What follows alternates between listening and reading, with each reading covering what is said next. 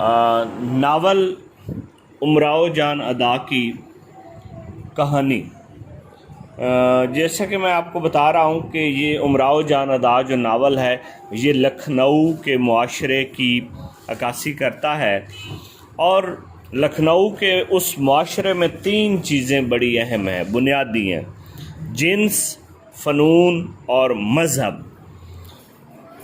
کیونکہ جنس کے حوالے سے بھی اس وقت جو لکھنؤ میں تھی بات، جو مذہب کے حوالے سے تھی، اور جو اس کلچر کے حوالے سے تھی، اور فنون لطیفہ، شاعری، مصوری، یہ سب چیزوں کا احوال آپ کو اس میں ملے گا۔ اس کی کہانی یہ ہے کہ امراؤ جان ادا امیراً ایک لڑکی ہے جس کا باپ ایک جمع دار ہے، اور اس کے باپ نے کسی کے ایک بندے کے خلاف گواہی دی ہوئی تھی کسی کیس میں، اس وجہ سے وہ اس کی دشمنی پہ اترا ہوا تھا۔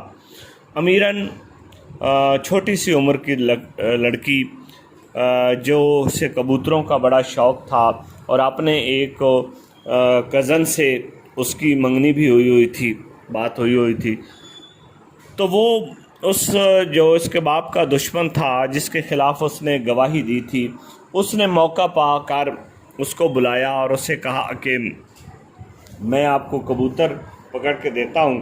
وہاں سے اسے اغوا کر لیتا ہے، اغوا کر کے بہت دور جا کے لکھنؤ میں ایک خانم کے ہاں اسے فروخت کر دیتا ہے۔ خانم ایک خاتون ہے جو ایک کوٹھا اس جگہ کو کہتے ہیں کہ جہاں ایسی لڑکیاں موجود ہوں جو پیسوں کے ذریعے جسم فروشی کرتی ہوں یا ناچ گانا کرتی ہوں، لوگوں کی فرحت اور عیاشی کا سبب بنتی ہوں۔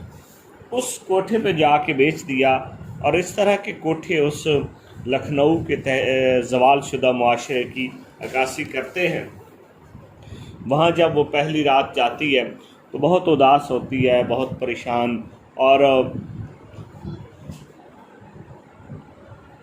اس وجہ سے یعنی وہاں ایک عورت ہوتی ہے جس کے گود میں جب یہ رو رہی تھی، رات اس نے سر رکھا ہوا تھا، تو اس عورت نے بھی رونا شروع کر دیا۔ اس کو بھی آج سے 40 سال پہلے کا وہی واقعہ یاد آیا کہ جب وہ اس طرح سے اغوا ہو کے آئی تھی۔ امراؤ جان ادا وہاں سے نکلنے کی کوشش کرتی رہتی ہے لیکن وہ نکل نہیں پاتی۔ وہ پھر اس معاشرے کا، اس چیز کا حصہ بن جاتی ہے۔